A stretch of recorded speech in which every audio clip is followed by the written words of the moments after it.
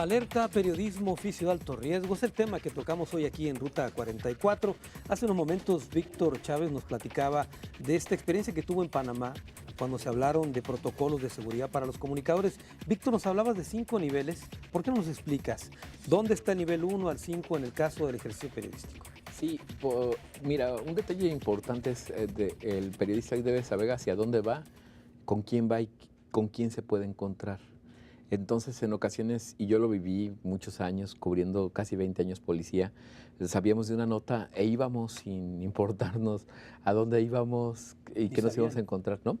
Esa es la realidad. Y hoy ya obliga que al menos sepas dónde vas a estar parado. ¿Por qué? Porque antes se hablaba de crimen organizado como un concepto de que son un grupo de malosos que están bien definidos, que traen armas largas, pistolas, a lo mejor botas y sombreros. Y no. Hoy el crimen organizado, por eso yo insisto, implica políticos.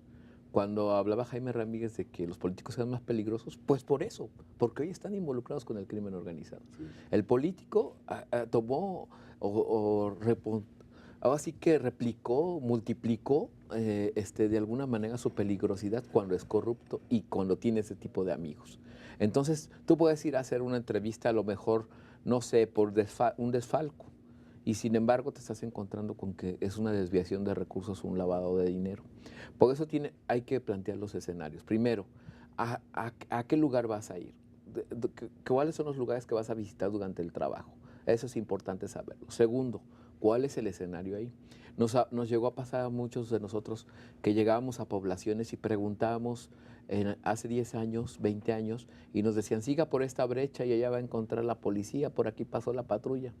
Hoy sigues ese mismo camino, llegas y preguntas y te dicen, no vimos pasar nada. La mayoría de estas organizaciones criminales han doblegado a la gente de más bajos recursos a través de ¿qué? De dádivas. Hay pueblos enteros que están vendidos a grupos de narcotraficantes. Y eso no ocurre solo en México. Ahora, con esta experiencia que mencionabas, vi que en países como Salvador, por ejemplo, Honduras, Guatemala, tienen un gran problema en ese sentido. Hay comunidades donde un periodista no puede acudir. ¿Por qué no sale? El caso de las fronteras donde hay los grupos o las colonias de los magas salvatruchas, nos decía un periodista, es imposible reportear ahí. En El Salvador, ¿no?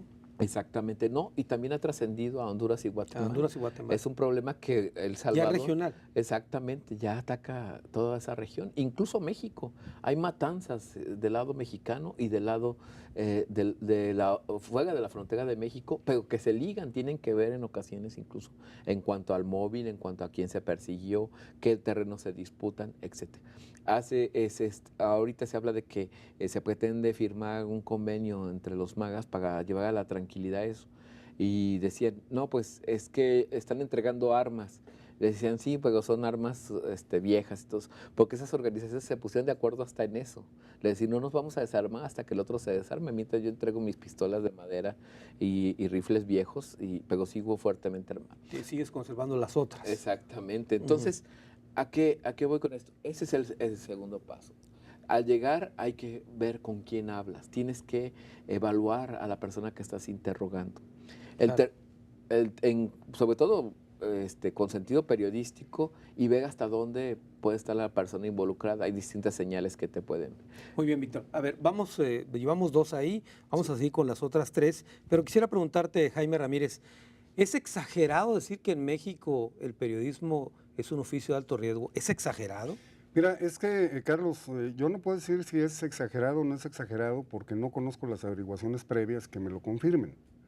Es decir, tenemos un montón de datos que nos apuntan a que muchas situaciones en México se han dado o porque el periodista anda de halcón o porque un político disfrazó la muerte de ese periodista como del crimen organizado. Escuchaba yo a Toño Franco, yo por ejemplo en el caso de los medios de comunicación, ataques a los medios, me queda claro que es por su ejercicio, ¿no? Digo, y no es de ahora, digo, la compañía periodística del Occidental, hoy el Occidental, ¿verdad? Sufre un ataque del entonces presidente Luis Echeverría y se la quitan al coronel García Balseca, ¿no? El Excelsior tuvo un ataque también del gobierno y tumbaron el periódico Excelsior. El Mañana de Reynosa, el Mañana de Nuevo Laredo, yo trabajé en Tamaulipas, tuvieron un problema con Pedro Aspe y fueron perseguidos todo el sexenio. la familia, Cuarto Poder de Chiapas. la familia de Andar. ¿Esto a qué nos lleva? Nos lleva a que al poder, cualquiera que sea su definición, sea crimen organizado, sea poder militar o poder político, no le conviene una prensa crítica, no les conviene una prensa valiente. Yo siempre he dicho, y no me gusta hablar de mí porque yo no soy ningún eje de nada, no soy, como decía el venezolano, a mí no me conoce nadie en esa bolita que se llama mundo. Pero yo siempre he dicho, tú debes firmar tus notas para ejercer la responsabilidad del oficio, no el protagonismo de tu historia. Es decir, ¿cuál es el mejor protocolo del periodista? El sentido común. Es decir, yo por ejemplo fui a Manzanillo, ya me dijeron cómo operan los embarques, ya me dijeron los líderes de la CTM que estaban metidos en todos esos embarques, hace algunos años, no ahora, hace 4 o 5 años.